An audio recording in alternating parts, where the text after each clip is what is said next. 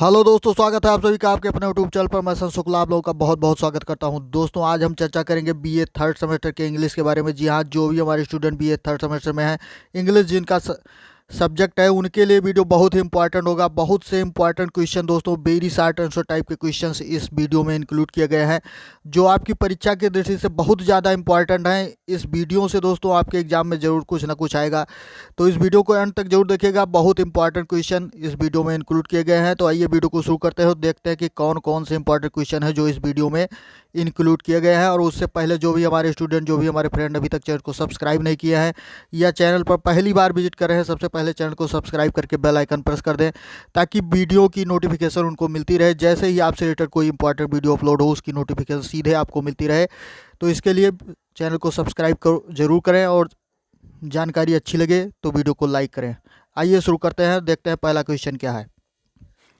Question number 1 है दोस्तों यहाँ, व्हाट इज क्लोजेट ड्रामा। जी हाँ, क्लोजेट या क्लोसेट ड्रामा जो है, ये क्या चीज़ है, ये आपको बताना है दोस्तों। बहुत इंपॉर्टेंट क्वेश्चन है आपके लिए। दो दो तीन तीन लाइन के आंसर हैं, इनको आप रट लीजिएगा, बहुत इंपॉर्टेंट रहेगा आपके लिए।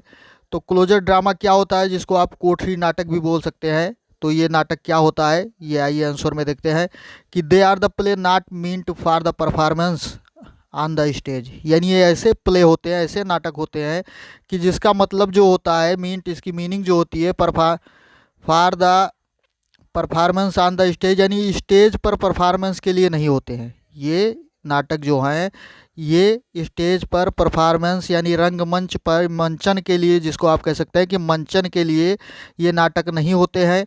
दे features high thinking, philosophic and rhetoric thoughts. इसमें क्या होता है, क्या समाहित होता है इन नाटकों में, क्या चीज़ समाहित होता है? हाई थिंकिंग फिलॉसफिक यानी उच्च विचार वाले दार्शनिक, और रिटोरिक थाट्स यानी अलंकारिक विचार जो हैं इनमें सम्मिलित होते हैं। यानी ये ऐसे नाटक हैं कि जिसमें उच्च विचार वाले दार्शनिक या उच्च विचार के दार्शनिक थाट्स जो है, विचार जो है, या रिटोरिक विचार जो है, अलंकारिक थाट्स हैं, वो अलंकारिक विचार हैं, रिटोरिक थाट्स हैं, ये इसमें सम्मिलित होते हैं। आगे देखते हैं, हेनरी ए बियर्स, यानी हेनरी ए बियर्स किसी राइटर का नाम है।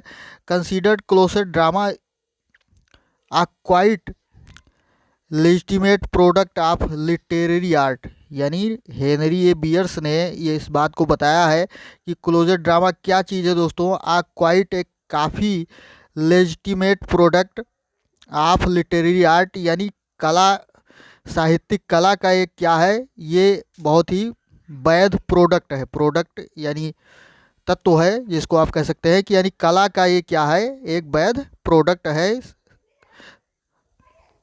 आगे देखते हैं, they are entirely based on dialogues. ये नाटक जो होते हैं वो क्या होते हैं, पूर्ण रूप से बेस होते हैं, आधारित होते हैं किस चीज़ पर?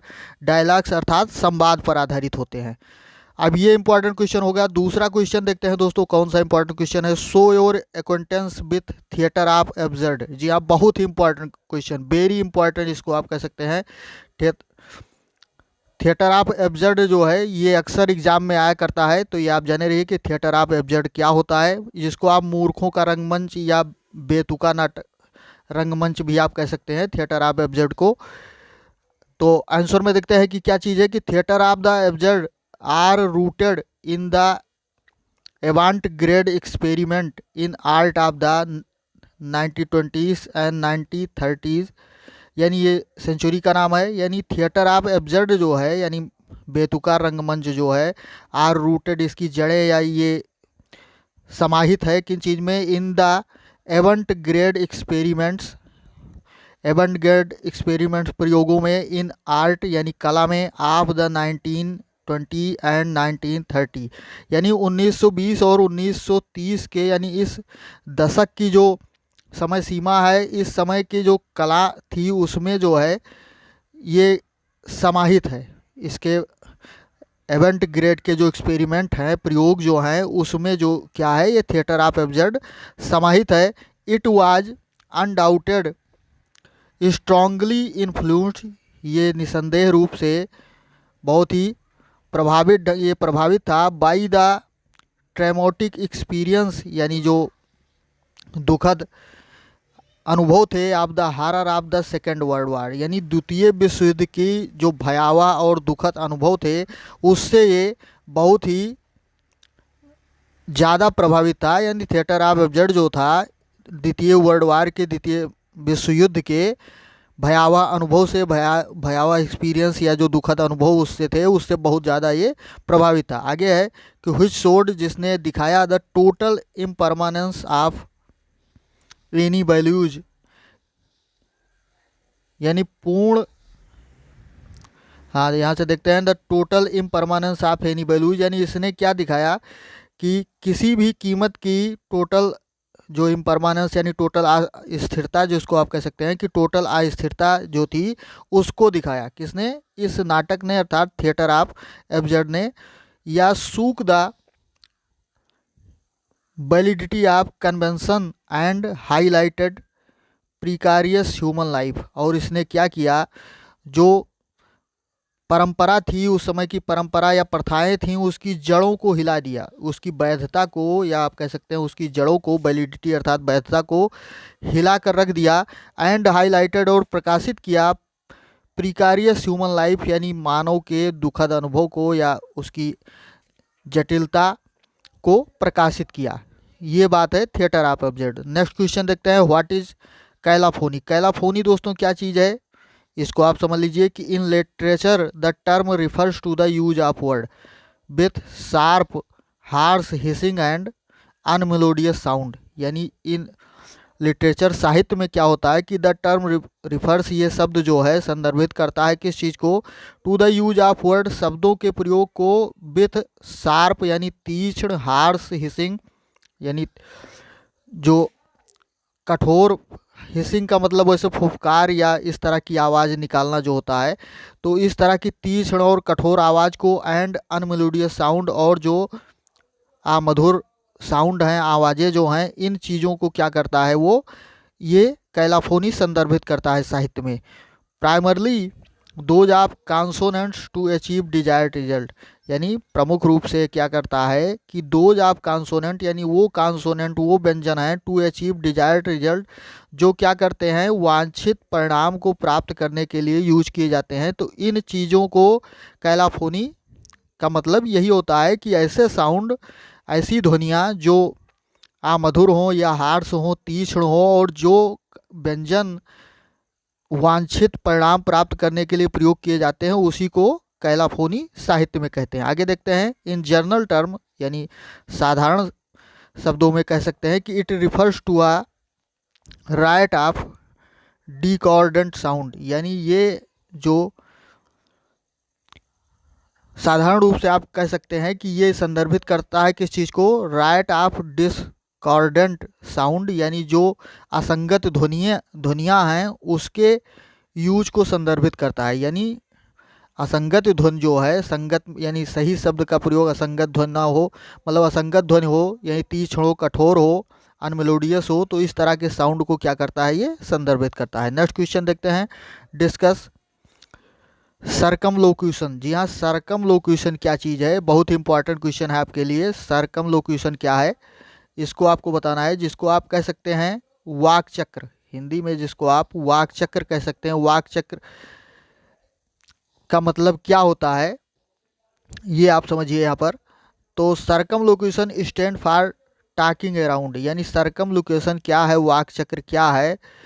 टॉकिंग अराउंड माने चारों तरफ बात करना, आर टॉकिंग इन सर्किल, या परिधि में या सम्मेलन में, आप कह सकते हैं कि संगठन में बात करना। तो ये चीज़ क्या होता है, सर्कुमलोक्यूशन इसको कहते हैं। यानी चारों तरफ बात करना, या किसी सर्किल में, परिधि में, या किसी वृत्त में बात करना, मतलब इकट्ठे बात करना, आप कह सकते हैं कि ये क्या होता है, सर्कुमलोकेशन होता है।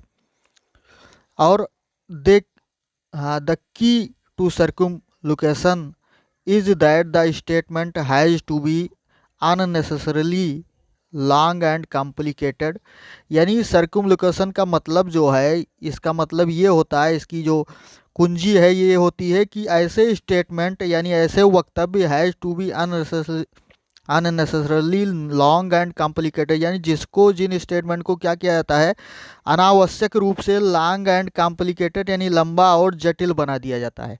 यानी सर्क्यूमलोकेशन क्या है कि इसमें क्या होता है कि स्टेटमेंट को यानी कथन को लंबा और कॉम्प्लिकेटेड अर्थात जटिल बना दिया था। किसी कथन को लंबा या कॉम्प्लिकेटेड बना देना ही सर्क्यूमलोकेशन यानी वाक्चक्र कहलाता है। ये इंपॉर्टेंट है आपके लिए। आगे देखते हैं दोस्तों। अब देखिए कि यहाँ पर फॉर एग्जाम्पल उदाहरण के तौर पर आप समझिए कि फॉर सर्क्यूमलोकेशन फॉर माई कार यानी माई कार के लिए अगर वाक चक्र का प्रयोग है तो क्या कैसे हो सकता है, मे भी यानी हो सकता है। माई कार को क्या कह सकते हैं, the vehicle that I use to drive to work in the morning the द वेहीकल वो वाहन जो है, दैट यूज जिसका प्रयोग जो है मैं करता हूँ, to drive to work in the morning यानी मॉर्निंग में सुबह के कामों के लिए जिस वाहन को मैं चलाता हूँ ड्राइव करता हूँ। तो अब इतना लंबा सेंटेंस बोलने के बजाय अगर माई कार यानी मेरा कार कह दिया जाए तो ये चीज़ होता है, ये शार्ट में हो जाएगा। अब इसी माई कार को इतना विस्तृत कर दिया गया है कि ऐसा वाहन कि जिसका मैं सुबह काम करने के लिए यूज करता हूँ, अब इतना लंबा कर दिया जाए तो इसी को क्या कहते हैं, सर्क्यूमलोकेशन कहते हैं। आगे देखते हैं। अनदर वर्ड फॉर सर्क्यूमलोकेशन इज पेरीहेरेसिस यानी पेरीहेरेसिस का मतलब भी सर्क्यूमलोकेशन है, दूसरा शब्द इसके लिए प्रयोग किया जा सकता है। नेक्स्ट क्वेश्चन देखते हैं। What is इक्वेवोकेशन। जी हाँ, इक्वेवोकेशन क्या है ये आप देख लीजिए, इंपॉर्टेंट क्वेश्चन है आपके लिए।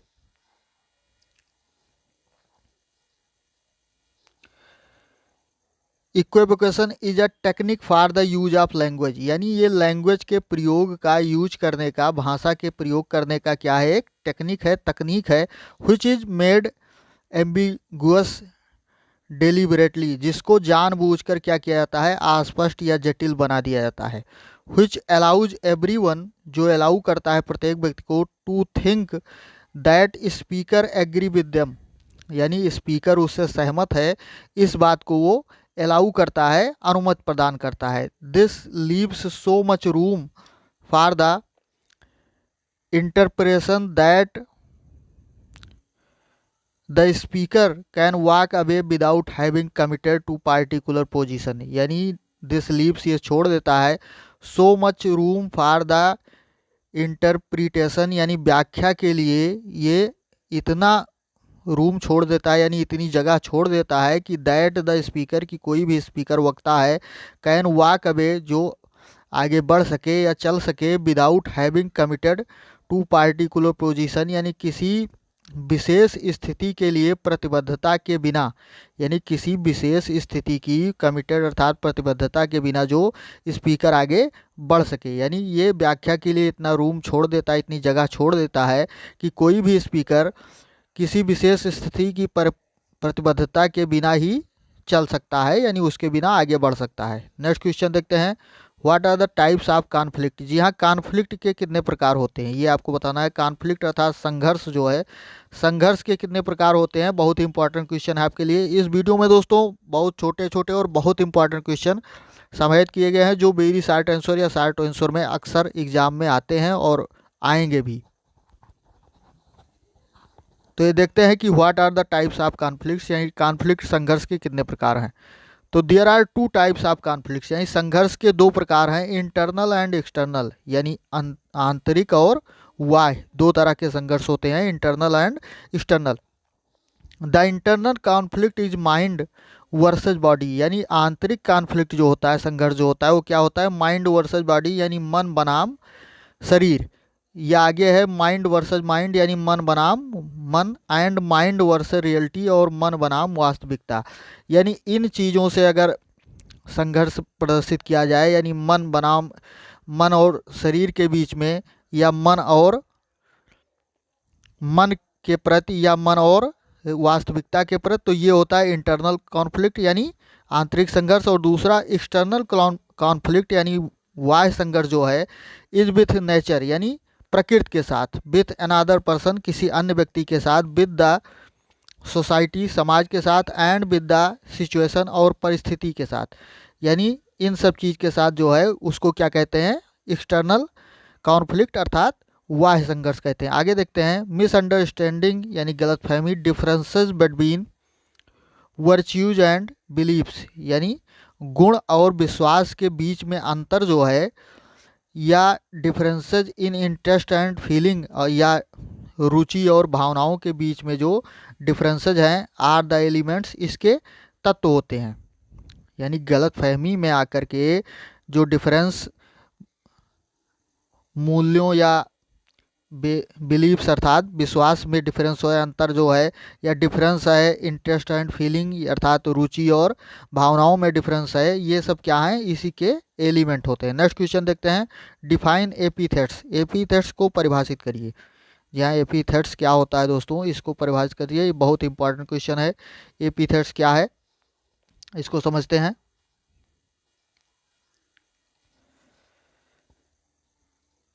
It is a descriptive term with a added to someone's name that becomes part of common use.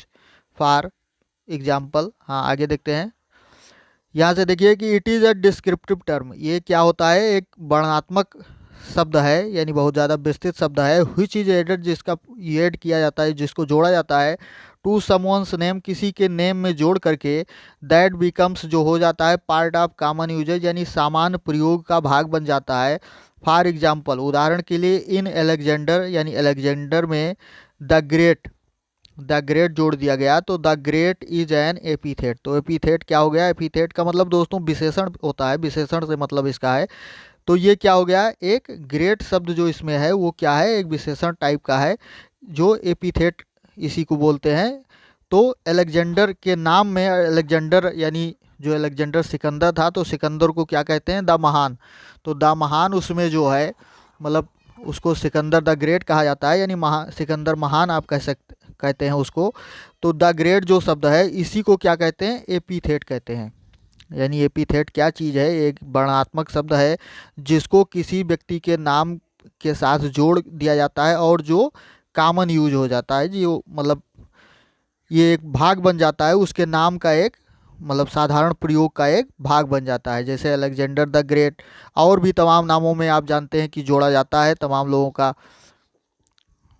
नाम है। जैसे मान लो सचिन तेंदुलकर को कहना है तो लिटिल मास्टर, उसके उनके आगे मतलब लिटिल मास्टर तो सुनील गावस्कर को कहा जाता है, मास्टर ब्लास्टर सचिन तेंदुलकर, या गॉड ऑफ क्रिकेट, ऐसे करके तमाम लोगों के साथ ये सब ऐसे शब्द जो जो जोड़े जाते हैं, उन्हीं को क्या कहते हैं, एपीथेट कहते हैं।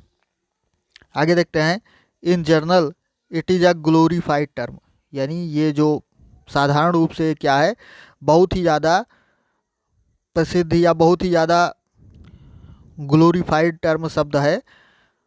आगे देखते हैं, it comes from the Greek and Greek word epitheton, यानी ये जो शब्द है ये कहाँ से लिया गया है, कहाँ से आया है, ग्रीक शब्द से, एपीथेटन से आया है। Which translated to added or attributed,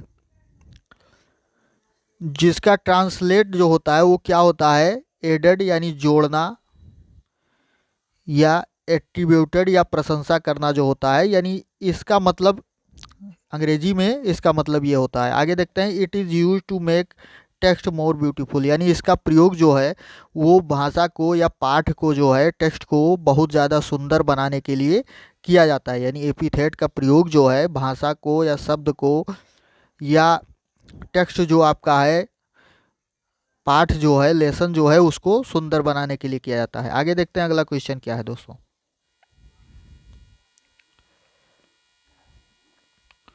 what is flashback, जी हाँ, फ्लैशबैक क्या है, बहुत इंपॉर्टेंट क्वेश्चन दोस्तों, वेरी वेरी इंपॉर्टेंट क्वेश्चन है आपके लिए। फ्लैशबैक क्या है, अक्सर एग्जाम में आ जाता है फ्लैशबैक से रिलेटेड क्वेश्चन। तो फ्लैशबैक जिसको स्मरण आप कह सकते हैं, याद कह सकते हैं, यानी यही चीज़ होता है फ्लैशबैक।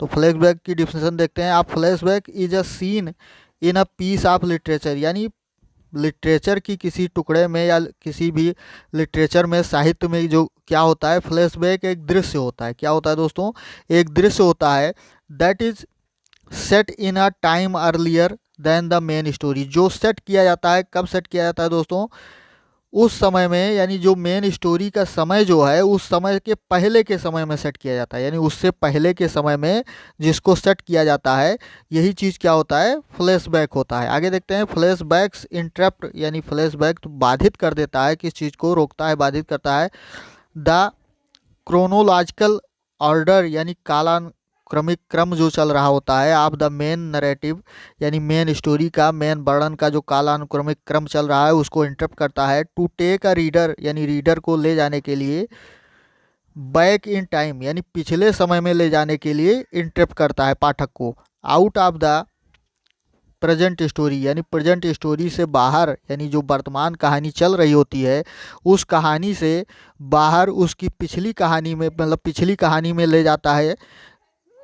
ये क्या, फ्लैशबैक। आगे देखते हैं। And jump into the earlier time, और अर्लियर उसके प्रारंभिक टाइम में जंप करता है, time period in a characters life, यानी किसी चरित्र के प्रारंभिक जीवन में, यानी जो उसके पहले की जीवन जो बीत चुका है उसमें जंप कर जाता है। तो ये चीज़ होता है फ्लैशबैक, यानी फ्लैशबैक जो कहानी चल रही है उस कहानी को रोक करके उस कैरेक्टर की पिछली कहानी में ले जाता है उसको। आप लोग देखते होंगे कि अक्सर फिल्मों में ये चीज़ दिखाया जाता है कि कोई स्टोरी चल रही होती है, फिर उसके लिख के उस पर आ जाता है कि 4 मंथ एगो या 4 ईयर एगो, तो ऐसे करके वो कहानी जो है पीछे चली जाती है, फिर से उसी पे आ जाती है। तो इसी चीज़ को पीछे जाना जो है इसी को फ्लैशबैक कहते हैं। आगे देखते हैं। फ्लैशबैक में भी प्रेजेंटेड, यानी फ्लैशबैक को प्रस्तुत किया जा सकता है in form of a memory, यानी याद के रूप में, आ ड्रीम स्वप्न के रूप में, आर डायलॉग्स अथवा संवाद बाई द अनदर कैरेक्टर, किसी अन्य कैरेक्टर की चरित्र के द्वारा, पात्र के द्वारा संवाद के रूप में। यानी आपने देखा होगा उसमें कि कोई दूसरा कहानी बताने लगता है पिछली कहानी का, तो ये चीज़ है किसी दूसरे की कहानी का कोई अन्य पात्र जो होता है वो बताने लगता है कि पिछले जीवन में इसके साथ ये हुआ था, मतलब पिछले समय में इसी कुछ साल पहले इसके साथ ये हुआ था। तो ये चीज़ जो है इस तरह से फ्लैशबैक को प्रस्तुत किया जा सकता है। It may be announced or unannounced in story narrative, यानी कहानी के वर्णन में इसको क्या घोषित या अघोषित दोनों तरह से हो सकता है। यानी ये जो है फ्लैशबैक जो है कहानी के वर्णन में घोषित या अघोषित, यानी अनाउंस्ड एंड अनअनाउंस्ड हो सकता है। आगे देखते हैं अगला क्वेश्चन इंपॉर्टेंट क्या है दोस्तों।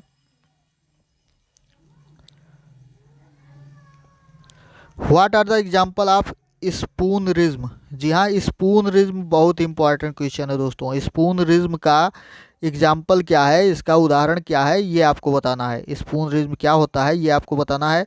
आप समझिए कि स्पूनरिज्म क्या है और इसका एग्जाम्पल क्या है। अगर एग्जाम्पल यहाँ पर क्वेश्चन में तो एग्जाम्पल दिया है, लेकिन यहाँ डेफिनेशन के साथ एग्जाम्पल आपको मिल रहा है, तो इसका मतलब अगर आप यहाँ पर सो अकाउंटेंस आप स्पूनरिज्म ऐसे करके आ जाता है, या व्हाट इज़ द स्पूनरिज्म क्या, या राइट द डिफिनेशन ऑफ स्पूनरिज्म, इस तरह के कोई भी क्वेश्चन आते हैं तो आप आंसर में इसको लिख सकते हैं। तो देखते हैं कि spoonerism refers to a jumbled speech, यानी उलझे हुए भाषण को, यानी स्पूनरिज्म क्या है, संदर्भित करता है टू अ जम्बल्ड स्पीच, उलझे हुए भाषण को। यानी स्पूनरिज्म का मतलब क्या है, उलझा या भाषण, उलझा हुआ भाषण है, यही आप कह सकते हैं। विथ मिक्स्ड, और आगे क्या है कि विथ मिक्स्ड अब जो मिश्रित होता है किस चीज़ से, आप कॉन्सोनेंट्स यानी व्यंजनों से, and transpose syllabus in word, यानी शब्द में ट्रांसपोज सिलेबल जो होते हैं, व्यंजन या ट्रांसपोज सिलेबस का मतलब, सिलेबल का मतलब ये है कि जो स्थानांतरित सिलेबल्स होते हैं, यानी शब्दांश होते हैं या उच्चारण इकाई जो सिलेबल का मतलब होता है, उनसे क्या होता है, ये मिक्स होता है। किसी शब्द में व्यंजन अथवा स्थानांतरित सिलेबल जो हैं, ट्रांसपोज्ड सिलेबल्स जो हैं, उनसे ये क्या होता है, मिक्स होता है, यानी इसी को क्या कहते हैं, स्पूनरिज्म कहते हैं। आगे देखते हैं। It is a slip of the tongue, ये क्या है दोस्तों, जीभ की फिसलन है। टंग अर्थात बोलते समय कभी कभी क्या होता है, जीभ फिसल जाती है, तो ये चीज़ क्या है, जीभ की फिसलन है, यानी स्लिप ऑफ द टंग है। व्हेरन यू स्वैप द, जहाँ पर आप स्वैप अर्थात अदला बदली कर देते हैं, द इनिशियल कॉन्सोनेंट यानी प्रारंभिक कांसो व्यंजन जो हैं उनकी अदला बदली कर देते हैं, of 2 or more words to create, 2 या 2 से अधिक शब्दों को क्रिएट करने के लिए, a new word or phrase, यानी 2 या 2 शब्दों के व्यंजन को आप चेंज कर देते हैं, अदला बदली उसकी कर देते हैं, एक नए शब्द को अथवा फ्रेज वाक्यांश को बनाने के लिए आप ऐसा करते हैं। यानी स्पूनरिज्म आगे क्या है दोस्तों, इसमें क्या होता है कि जब आप बोलते समय जीभ कहीं फिसल जाती है, जीभ की फिसलन किसी की हो जाती है, तो फिर क्या होता है कि जिसमें दो या दो शब्दों के व्यंजन को आप एक नया शब्द या फ्रेज बनाने के लिए चेंज कर देते हैं। आगे देखते हैं। फॉर इंस्टेंस, उदाहरण के लिए, वर्ड ऑफ द डे, यानी ये एक फ्रेज है, word of the day becomes dord of the bay. क्या हो जाता है दोस्तों, कभी कभी मुंह से निकल जाता है डोर्ड ऑफ द बे, यानी जो वर्ड का डी, वर्ड का जो डब्लू था और डे का जो इसमें डी था, ये चीज़ बोलते समय क्या हुआ, डी यहाँ पर आ गया वर्ड पे, यानी डोर्ड बन गया, और जो डे था ये डब्लू जाकर डे के पास डी पे पहुँच गया यहाँ पर, तो ये बे बन गया, यानी जो डे था इसमें क्या बन गया, बे बन गया। तो इस तरह कभी हो जाता है। या जेली बीन्स को बीकम्स क्या हो जाता है, बेली जीन्स हो जाता है, यानी बी इसका आगे आ गया यहाँ पर जे के पास, और जे कहाँ चला गया, बी के पास, तो बेली जीन्स हो गया। कभी कभी बोलते समय इस चीज़ का आपने अनुभव किया होगा।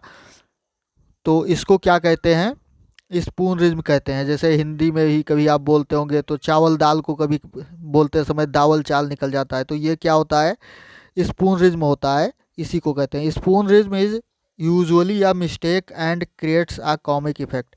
स्पूनरिज्म क्या होता है, ये सामान्यतः एक गलती है और क्रिएट्स अ कॉमिक इफेक्ट, जो एक कॉमिक प्रभाव डालता है, यानी हास्यात्मक प्रभाव जो है वो उत्पन्न करता है, निर्माण उसका करता है। आगे देखते हैं। What are the examples of stage direction. यहाँ स्टेज डायरेक्शन यानी मंच निर्देशन के उदाहरण क्या हैं, ये आप बताइए। आंसर में देखते हैं कि मंच निर्देशन के उदाहरण क्या हैं।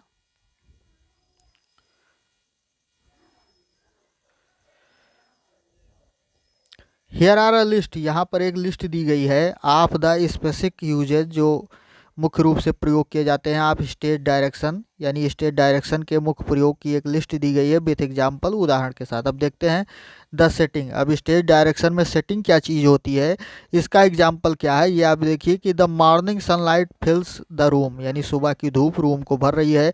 व्हाट अ लवली डे, कितना सुंदर दिन है।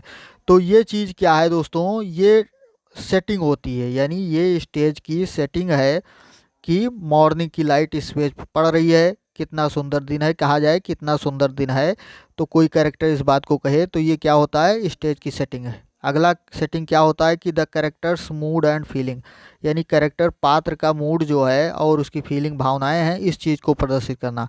तो जैसे रॉबिन हुड इज एंग्री, यानी रॉबिन हुड क्रोधित है, शट अप यानी चुप हो जाओ। तो ये चीज़ क्या है, कैरेक्टर के मूड और फीलिंग को प्रदर्शित करता है। आगे क्या है कि कैरेक्टर्स मूवमेंट, यानी कैरेक्टर की उसके चाल को या उसके मूवमेंट को प्रदर्शित करता है। जैसे हीरो इंटर्स द रूम, यानी नायक जो है कमरे में प्रवेश करता है, तो ये क्या है, कैरेक्टर की चाल को वर्णित करता है। नेक्स्ट है कैरेक्टर्स स्पीच, यानी कैरेक्टर के भाषण को।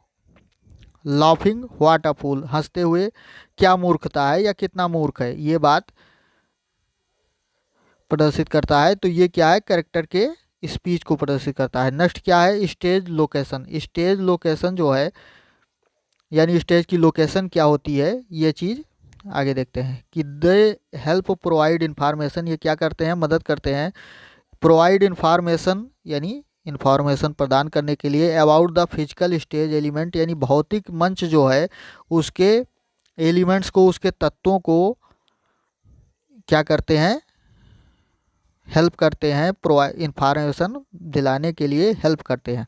आगे देखते हैं एग्जांपल के लिए डाउन स्टेज जो है क्या होता है कि which is the end closer to the audience, यानी जो ऑडियंस के अंत का एकदम, मतलब मंच के एकदम करीबी भाग होता है, यानी मंच के करीब का ऑडियंस के अंत का अंतिम भाग जो है उसी को डाउन स्टेज कहते हैं। आर अप स्टेज, जो अप स्टेज होता है वो क्या होता है, which is the rear of the stage and is located, जो एकदम बहुत दूर होता है स्टेज, और कहाँ पर स्टेज से दूर होता है ये, मुख्य स्टेज से, एंड लोकेटेड बिहाइंड, और कहाँ पर पीछे इसको प्रदर्शित किया जाता है।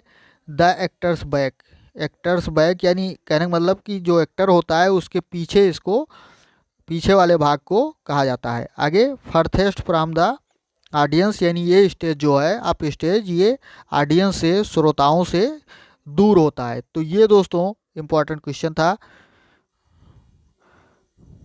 आगे देखते हैं।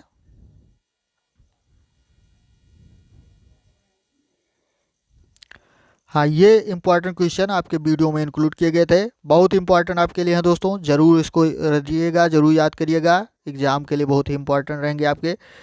तो आज के वीडियो में इतना ही दोस्तों, मिलते हैं अगले वीडियो में। धन्यवाद, जय हिंद।